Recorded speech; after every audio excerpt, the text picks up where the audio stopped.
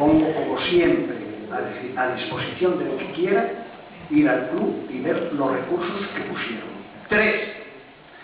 Impugnación a la oposición a la Junta de Acreedores, y lo pierden. Lista de acreedores, en primera y segunda, uno de sus sindicatos, señor Viana.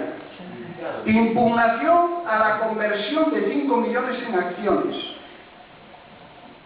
3 impugnaciones nos metieron.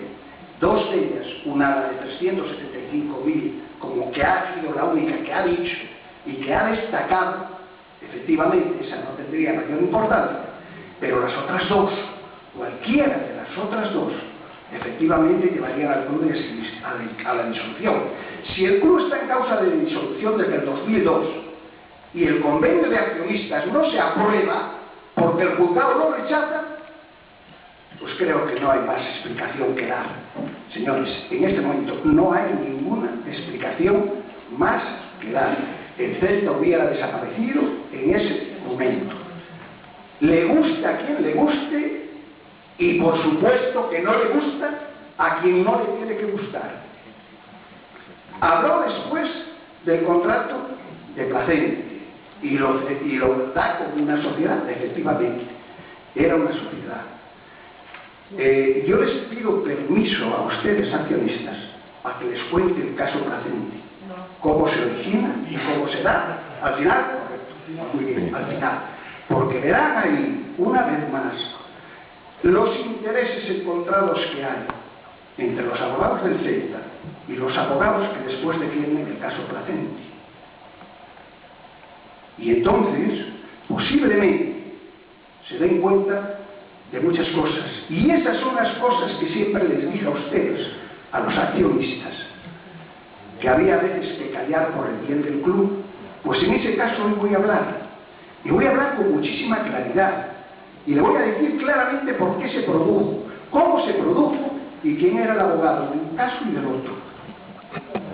Con mucha claridad. Pero es más, señores accionistas, me hace mucha gracia, porque no puedo decir otra cosa, que aquí se diga que se hace una reducción después de ir a una ampliación y que se consideren estafados. Dios mío, recordarán ustedes, y está recogido en toda la prensa que está ahí arriba, que en esta asamblea, antes de que se hiciera la ampliación de capital, en esta misma asamblea les dijimos a ustedes que teníamos que seguir tomando medidas muy difíciles, que el problema no se había acabado y que tendríamos, y ya lo anticipamos en aquella asamblea, que hacer una reducción de capital. Por tanto, que no vengan ahora a alegar ignorancia.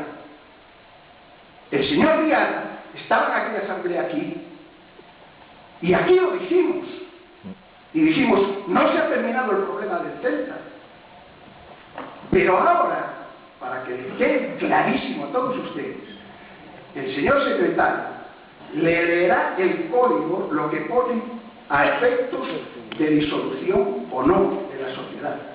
Por tanto, nadie puede aquí alegar ignorancia porque en la asamblea ya se había dicho que había que tomar esa medida. Por tanto, nadie puede decir, no lo sabía, o me engañaron, o qué trampa me hicieron. Es muy bonito venir a hablar, sobre todo si es con la elocuencia que tienen los abogados. Pero la realidad es otra. De los que no tenemos esa elocuencia, pero tenemos la razón, tenemos la verdad, y lo venimos demostrando con nuestros actos día a día, incluyendo a los que estén de acuerdo con nosotros y a los que no estén de acuerdo con nosotros.